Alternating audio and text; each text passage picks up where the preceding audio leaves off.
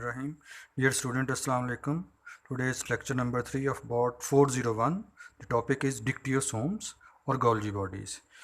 It was discovered by Camillo Golgi in 1898 और ये सारे के सारे यूकैरियोटिक सेल्स में पाया जाता है. प्लांट सेल्स में इसको हम डिक्टियोसोम्स कहते हैं. एनिमल सेल के अंदर ये गोल्जी अपरेटस कहलाता है.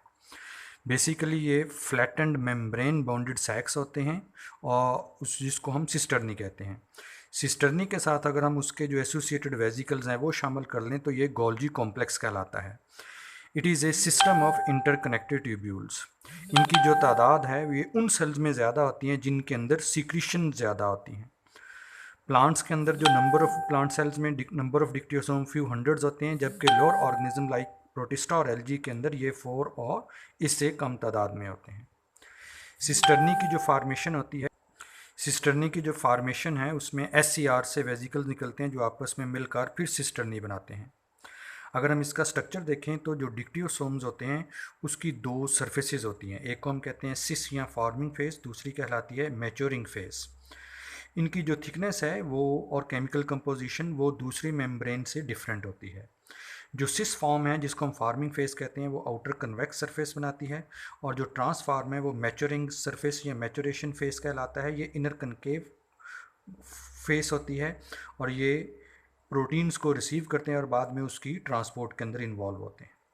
सिक्रीशन की जो फार्मेशंस होती हैं इसके 4 स्टेप्स हैं. सबसे पहले राइबोसोम से जो सिक्रीशंस आती हैं जिसको मोस्टली हम प्रोटीन कहते हैं वो SCR के पास आकर in the form of transport vesicle की सूरत में वो सिस फॉर्म के साथ फ्यूज़ करती हैं. देन जो ट्रांसफॉर्म है वहाँ से सिक्रीटरी वेजिकल्स निकलते हैं in the form of budding.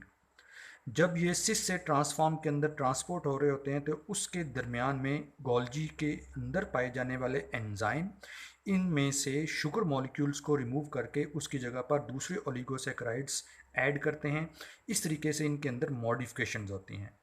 Last पे ये जो वैक्यूल्स निकलते हैं या वेजिकल निकलते हैं इनको हम सिक्रीटरी वेजिकल्स कहते हैं. They are fused with plasma membrane and then exported outside the cell.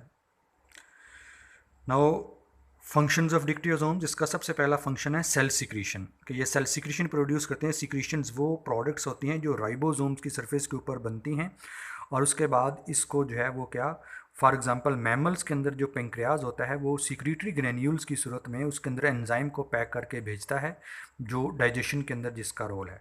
Transportation के अंदर ये इन्वॉल्व है. ये प्रोटीन्स और एंजाइम्स को आउटसाइड द सेल ट्रांसपोर्ट करने में भी इन्वॉल्व हैं. और ये मॉडिफिकेशन जो इसका मोस्ट इंपॉर्टेंट फंक्शन है, प्रोटीन्स और लिपिड्स के अंदर ये कार्बोहाइड्रेट ऐड करते हैं, ग्लाइकोप्रोटीन्स और ग्लाइकोलिपिड्स बनाते हैं. नंबर 4 पे इनका जो फंक्शन है वो नए प्लांट सेल के अंदर सेल वॉल फार्मेशन है.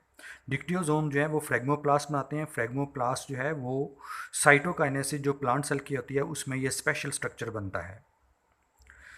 दूसरा जो हमारा पार्ट है वो है वैक्यूल.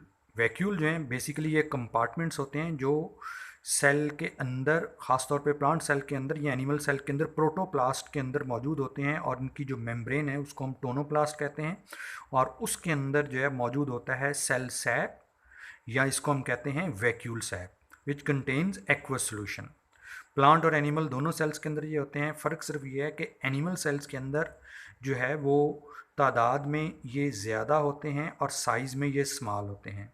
इसके मुकाबले में प्लांट सेल्स के अंदर जो है वो साइज़ में ये बड़ा होता है और एक ही सेंट्रल वैक्यूल बनाता है. ज़्यादातर प्लांट सेल के साइटोप्लाज्म को इसी ने जो है वो कवर किया होता है. इसके अंदर जो पेरेन्काइमा सेल्स होते हैं उनके अंदर 90% जो स्पेस है वो प्लांट वैक्यूल के ने कवर की होती है.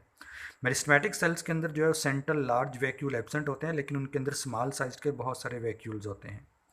जो वैक्यूल होते हैं उनकी जो सेंट्रल वैक्यूल की जो फार्मेशन है वो बेसिकली स्मॉल साइज़ के वैक्यूल्स की आपस में फ्यूजन से बनती है. स्ट्रक्चर वाइज इनके इर्द गिर्द जो है वो सिंगल मेम्ब्रेन होती है जिसको हम टोनोप्लास्ट कहते हैं और इसकी जो थिकनेस है वो प्लाज्मा मेम्ब्रेन के बराबर होती है लेकिन इसके अंदर एक्टिव ट्रांसपोर्ट की एबिलिटी होती है. फार्मेशन में ये होता है कि ये ER और डिक्टियोसोम से बनते हैं.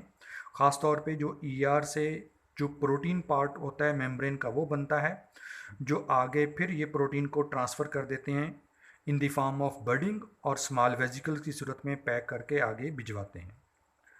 जो इसके अंदर कंटेंट्स होते हैं कि कौन कौन सी चीज़ें वैक्यूल के अंदर होती हैं। मोस्टली इसमें सबसे जो मोस्ट इंपॉर्टेंट पार्ट वो वाटर है जो कि मोस्ट अबंडेंट है। सेकंड नंबर पे सॉल्यूट्स होते हैं जो पोटाशियम, सोडियम, कैल्शियम, फॉस्फेट और सल्फेट आयंस की सूरत में होते हैं। इसके अलावा sucrose, glucose, organic acids, phenolics like tannins, nitrogenous waste में amino acid, peptides, proteins. Now come to their functions. इनका जो सबसे पहला फंक्शन है वो है सेल को एक्सपेंड करना। प्लांट सेल के अंदर जो है ये वैक्यूल जब पानी के अंदर इसके अंदर भर जाता है तो ये सेल को एक्सपेंड कर देते हैं, साइज़ में इजाफा कर देते हैं, जिसकी वजह से साइटोप्लाज्म को ये डाइल्यूट नहीं करते। दूसरा फंक्शन इसका है स्टोर हाउस, कि ये वैक्यूल जो है वो स्टोर हाउस के तौर पर एक्ट करता है। वाटर को स्टोर कर सकता है, सेल प्रोडक्ट्स को, और मेटाबॉलिक इंटरमीडिएट्स मीन रेस्पिरेशन और फोटोसिंथेसिस के दौरान जो इंटरमीडिएट कंपाउंड्स बनते हैं। इसके अलावा ये रिजर्व फूड मटेरियल को स्टोर कर सकता है in the form of proteins, flavonoids and alkaloids.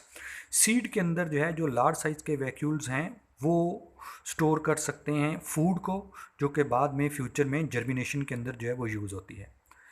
Metabolic waste को भी ये स्टोर कर सकते हैं। मेटाबॉलिक वेस्ट को ये परमानेंटली स्टोर कर सकते हैं। जो टोनोप्लास्ट होती है वो वेस्ट के लिए इम्परमिएबल होती है। स्पेशली खासतौर पे प्लांट के लीफ के सेल्स के अंदर ये जो सेंट्रल वैक्यूल है ये बहुत ज़्यादा अमाउंट में नाइट्रोजनस वेस्ट को स्टोर करके जब अपने पत्तों को गिरा देते हैं, इस तरीके से ये एक मैकेनिज्म ऑफ एक्सक्रीशन है प्लांट्स के अंदर।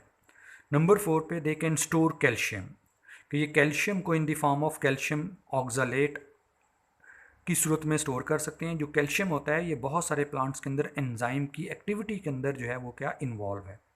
प्लांट्स के अंदर ये टर्जिडिटी काज करते हैं, मीन के टर्गर, और वो जो टर्गर है वो प्लांट सेल्स को सपोर्ट करता है, जिसकी वजह से लीव्स और यंग प्लांट्स की शेप जो है वो मेंटेन होती है।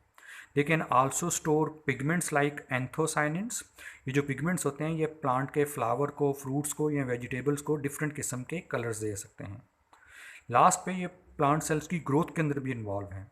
जब इनके अंदर जो है वो स्पेस भर जाती है या वाटर एंटर होता है, टर्जिडिटी की वजह से ये एनलार्ज होते हैं तो इंटरनल प्रेशर क्रिएट होता है, तो सेल वाल के अंदर मटेरियल इकट्ठा होकर सेल को परमानेंटली तौर पे साइज़ में इजाफे का बायस बनते हैं। Thank you very much.